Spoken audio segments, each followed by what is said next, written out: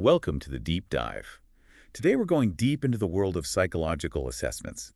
And to guide us, we've got this massive source, Handbook of Psychology, Volume 10, Assessment Psychology. Oh, it's a classic. Right. It's full of insights into how these assessments work, their reliability, and how technology is changing things. It's a really fascinating area, especially with all the new developments. Absolutely. I've always wondered, how do you even figure out what you're trying to measure before you start? Well, the handbook talks about this three-stage journey. They lay out the assessment process: input, evaluation, and output. It all starts with figuring out why you're doing the assessment in the first place. So, is it for diagnosis or counseling or maybe legal reasons? Exactly. Each one needs a different approach. You can't just have a vague request like personality evaluation. It's like trying to navigate a city without knowing where you want to go. Yeah, that makes sense. You need those specific questions to guide what information you gather. Precisely. Those clear referral questions are key for both collecting the right data and then interpreting it. Okay, so you've got your roadmap, you've gathered the data, but then comes the tricky part, right? Actually making sense of it all. Absolutely.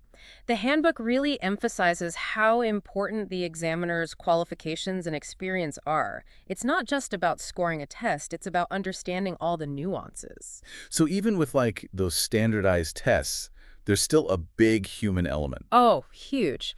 The examiner's own personal qualities can impact the outcome. Oh, wow. I never thought about that. Yeah. Even something as simple as their tone of voice or how they interact with the person can influence their responses. Really? That's fascinating. The APA, the American Psychological Association, they even have ethical guidelines about competence and qualifications for people who administer these tests. So it's not just about knowing the test inside and out. It's about building rapport and making the person feel comfortable. Exactly. You want to create an environment where they can provide the most accurate information possible.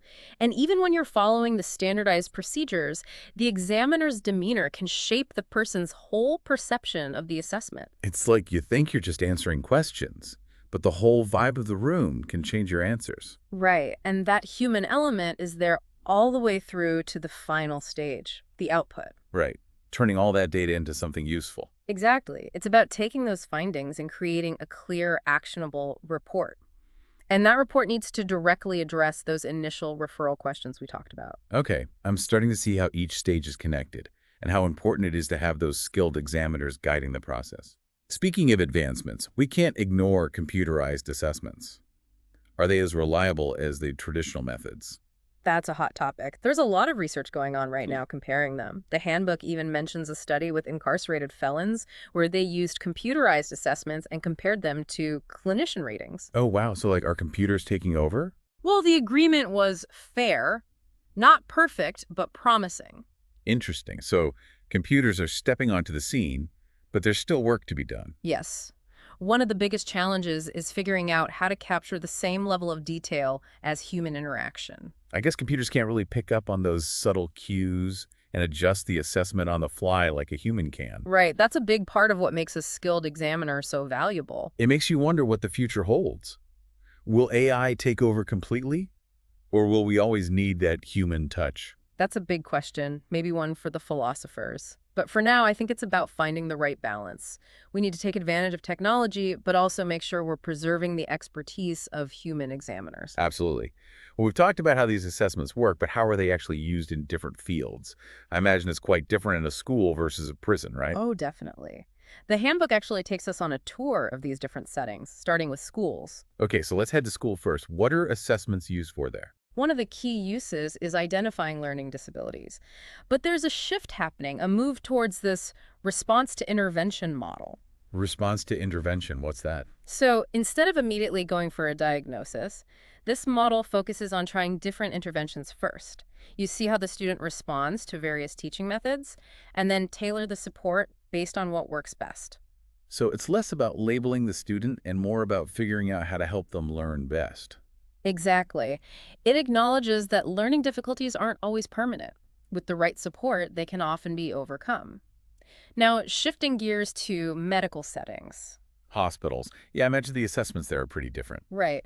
In hospitals, psychologists are often involved in assessing cognitive function, especially after an injury or illness. So after a head injury, are they checking for Memory problems or things like that. Exactly. They're trying to understand how the injury has affected the brain and what kind of rehabilitation might be helpful. Wow, that's really important work. It is, and it highlights how assessments aren't just about diagnosis, they're about understanding the individual and figuring out what interventions they need. Absolutely.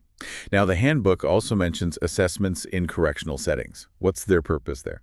Well, in prisons, assessments are often used to understand personality, risk of reoffending, and potential for rehabilitation. So it's about trying to balance public safety with helping people reintegrate into society. Exactly. One of the commonly used tools there is the MMPI-2, the Minnesota Multiphasic Personality Inventory 2. I've heard of that one. What does it tell you? It provides a lot of insights into mental health, personality traits, and potential for violence. Wow, high-stakes stuff. Definitely. But it's not about labeling someone as good or bad. It's about understanding them so you can provide the right support and interventions. Right. You want to give people the best chance to change their lives. This brings up an interesting question. What does the future hold for psychological assessments? The handbook hints at this trend towards more specific, focused measures. Yes. It's moving away from trying to measure everything at once. It's like shifting from using a giant fishing net to a laser beam, focusing on what's truly Yeah, relevant. that's a great analogy. And there's growing interest in moving beyond traditional measures, like exploring things like optimism and creativity. Optimism and creativity. Yeah. That's not what I usually think of when I hear psychological assessment. I know, right? But there's a growing body of research showing how important those qualities are for well-being. That's exciting. It seems like the field is becoming more focused on what helps people thrive, not just what makes them struggle. I think so. It's about seeing the whole person, not just their deficits. I love that. But with all these new directions, and especially with technology playing a bigger role, how do we make sure these assessments are used responsibly and ethically? That's a really important question, and one we're going to dive into much deeper in our next segment. Stay tuned, folks, because in part 2 of our deep dive, we'll be exploring the ethical considerations and the future of psychological assessment. Welcome back to our deep dive into psychological assessments. Last time, we talked about some really exciting developments like telehealth and AI and how they're changing the field. Yeah, it's amazing to think about how technology is making these assessments more accessible. But it also makes you wonder, what about people who don't have access to the latest technology? Are they being left behind? That's a really important point. We need to be mindful of that as we move forward. It's about making sure everyone has an equal opportunity, not just those with the latest gadgets. Absolutely. We don't want to create a system where only certain people have access to the best assessments. Exactly. But let's shift gears for a bit and go back to talking about how these assessments are actually used in different settings. We were starting to explore the challenges of assessments with older adults in medical settings. Right. I'm really curious about that. Like, how do you adjust an assessment for someone who might have trouble seeing or hearing because of their age? It's definitely something clinicians have to consider. They might use larger print or give the person more time. Sometimes they even use different types of assessments that don't rely so heavily on vision or hearing. So it's about recognizing that what works for one person might not work for another. Absolutely. You have to adapt to the individual's needs. But even beyond those practical considerations, there's another challenge. It's tricky to figure out whether someone's difficulties are just normal age-related changes or signs of something more serious. Yeah, that sounds really tough.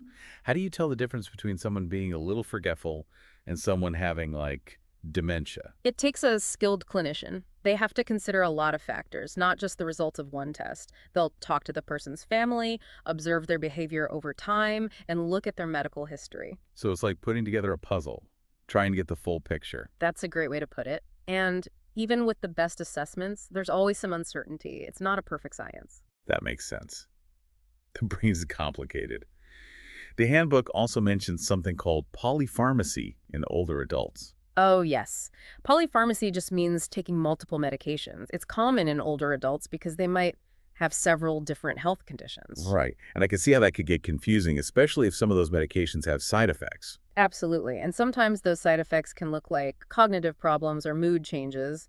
So it's important for psychologists to be aware of that. So are they looking for signs that the medications might actually be causing some of those issues? Exactly. They can assess cognitive function and see if it's being affected by the medications.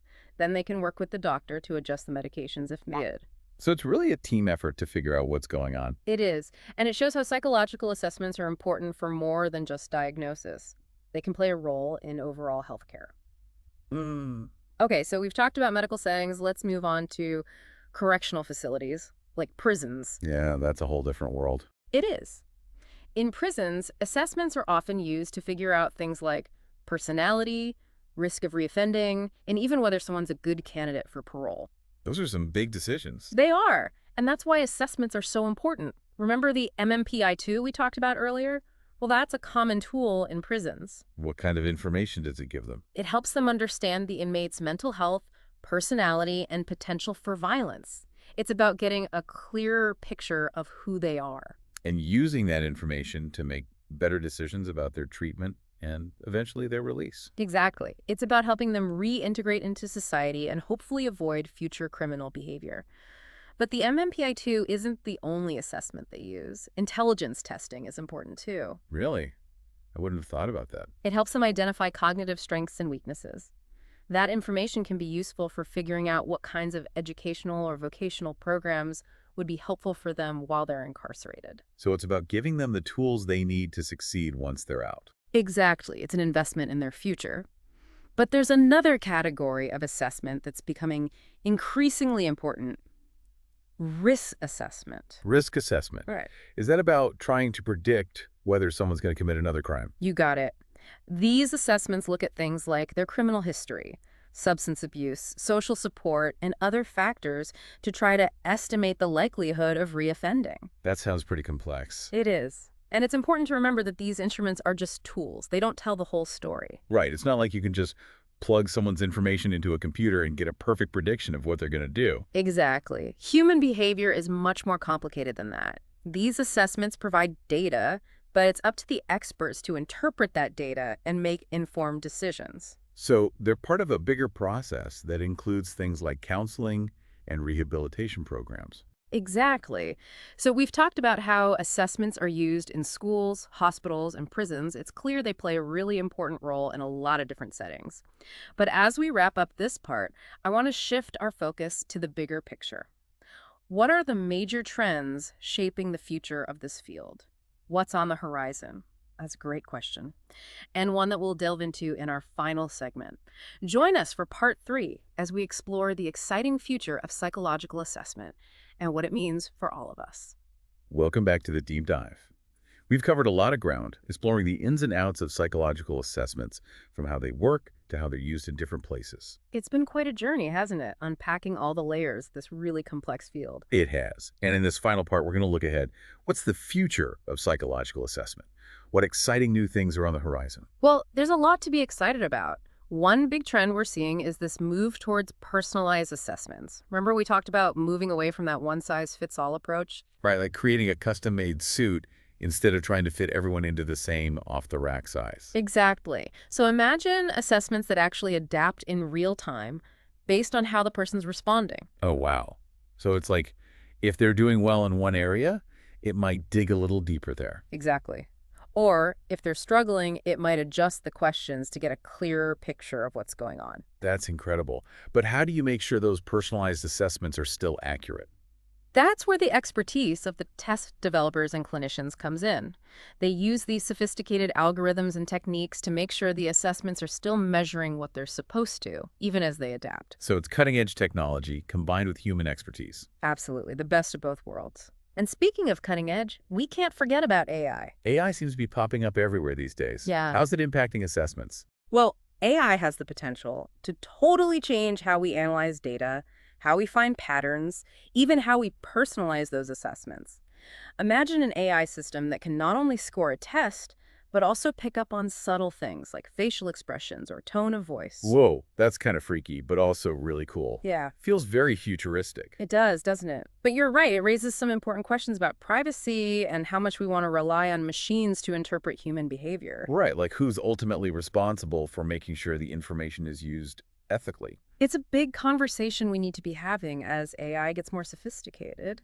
It's about finding that balance, using the power of technology, but not losing sight of the importance of human judgment. It's like we're entering this new era where technology and human expertise are going to work together to help us understand the human mind in ways we never could before. I think so. It's a really exciting time to be in this field. This deep dive has been so eye-opening. We've gone from that initial question, why are we even doing this assessment, all the way to the final report and everything in between. And we've seen how these assessments are being used in so many different contexts, from schools to hospitals to prisons. And we've even gotten a glimpse into the future, where things like personalized assessments and AI are going to play a bigger and bigger role. But no matter how much technology advances, we can't forget the human element. It's about using these powerful tools responsibly and ethically, with a deep respect for the individuals involved. Absolutely.